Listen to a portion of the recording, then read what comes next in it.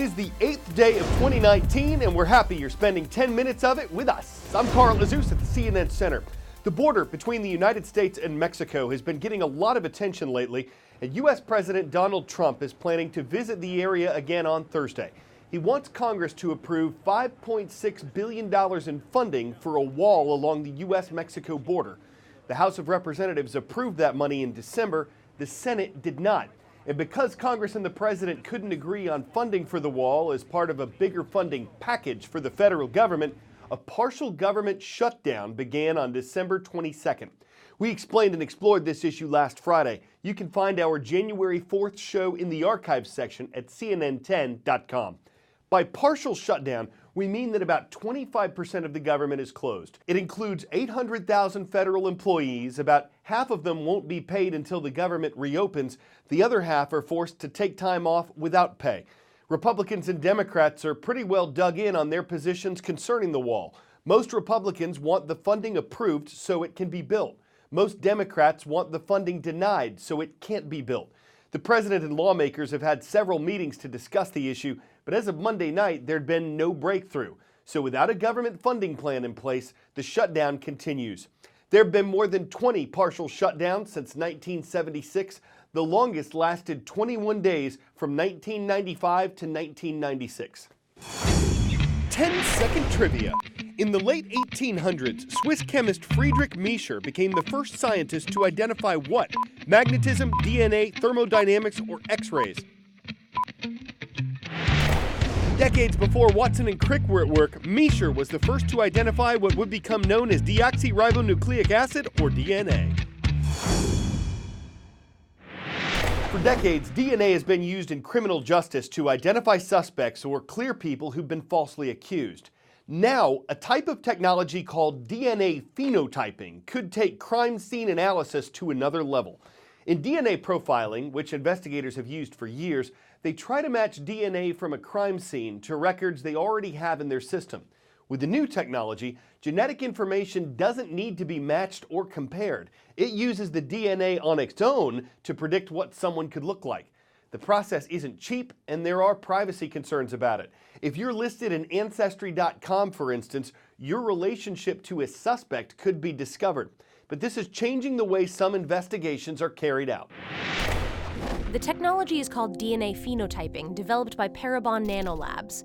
From just a small sample of DNA, they can create a composite image of what someone could look like. What kind of impact do you think that this technology will have on forensics long term? Here we have another avenue we can explore if we run into dead ends along the way. We're essentially bringing in entirely new ways to analyze forensic DNA. Traditional forensic DNA analysis looks just at, can this DNA from a crime scene be matched to a suspect we've already identified or to a database? But if you don't find a match, it couldn't tell you anything else. We can generate leads just from the DNA that's at that crime scene.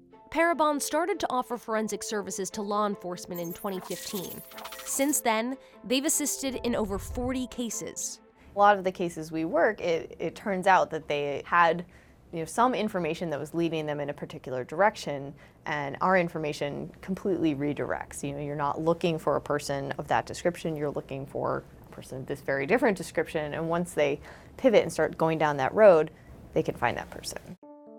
Our DNA carries a specific instruction set for an individual's physical characteristics. With only a small sample, Parabon can pull from tens of thousands of genetic variants to predict what a person looks like. So basically we're predicting where the face falls on different facial dimensions in what we call face space. And so this all just comes out of some math that we do on face data. And as the numbers change, it's showing different possible faces. So there's a wide variety of possible faces that could be predicted. That looks like you. That is me. This may not be my driver's license image, but if I were... It's pretty close. Exactly. Yeah. The service costs about $3,000, but the results can mean authorities spend less time and manpower to solve a case. The composites do have limitations, though.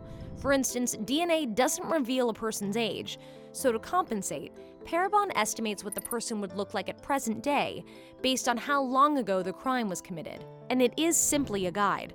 The phenotype alone cannot lead to a conviction. It's the kind of stuff from a sci-fi movie. You know what I mean? The phenotyping is definitely very sci-fi. Are there any privacy concerns, or what are the moral implications of all of this? Well, with DNA phenotyping, we're only predicting things that the person makes public every day when they go outside, their eye color, their hair color. We're not looking at any medical information or anything like that. And then with genetic genealogy, all the research that we do is public information. Along with phenotyping, genetic genealogy is being used as another tool Parabon and law enforcement agencies are using to catch criminals and close cold cases. By searching a public database of DNA, genealogists can work backwards in a family tree, narrowing the search for a suspect. Going forward, the number of cold cases will decrease, and also active cases can potentially be solved more quickly. Cases Before they even become cold cases. Exactly. Cases won't have to go cold. An 11-year-old named Liam Hannon is making headlines in Cambridge, Massachusetts. A couple years ago, he decided that instead of summer camp, he'd find another way to stay busy. That led to his idea to donate lunches to the homeless in his community, and that led to collecting school supplies and toys for homeless children. And all of this is why Liam is one of CNN's Young Wonders. I think about how tough it is for someone to be homeless. Everyone should have a place to live. Helping people is important to me because people just need a little kindness in their life. My name is Liam Hannon. The mission of Liam's Lunches of Love is to give food to people experiencing homelessness.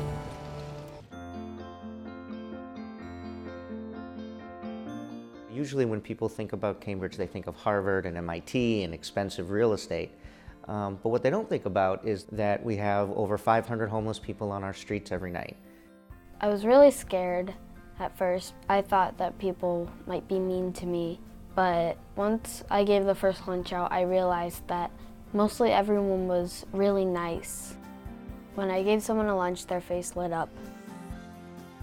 From there, things just grew. The next week we did 50 lunches, and then we did 60 and 70, and it was very quick that people were into helping.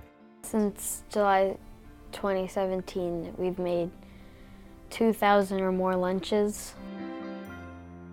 Hey guys, I just wanted to say hi and that on Sunday I am passing out lunches. So if you guys want to come and help, that would be awesome. So see you guys later. Bye. Who wants to make sandwiches? I'm doing peanut butter. Okay. A lot of my friends have actually come and helped. Do you want to core apples and then put them into sandwich bags? Decorating the bags and making the lunches, I know that they're gonna go to someone that needs it. Who can make more slices of their item first? 3, 2, 1. We did a turkey drive together. He's really expanded from just the lunches and doing so much more. Liam is going to change the world.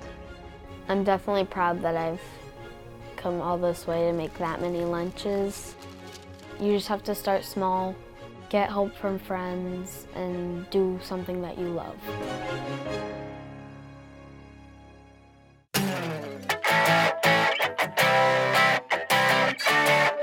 Freshly baked bread and vending machine. Two things that don't sound like they go together, but they could with the BreadBot. It's a vending machine that can do all the steps to turn dry ingredients into fresh bread in about an hour and a half. Its makers estimate that each BreadBot would retail at around $100,000. It'd be leased to grocery stores, and the company says the machine would increase their profits and help the environment. Could lead to confusion when you brought it home though. Hey, is that store-bought? Yeah, it's BreadBot. I know it's bread, but is it from the store? Yeah, it's store-bought BreadBot. But how is it BreadBot if it's store-bought? At the store, I bought BreadBot. What do you mean that it's BreadBot? Look, just try it. It saved me some bread. It saved me some dough. I'm Carl Azus for CNN.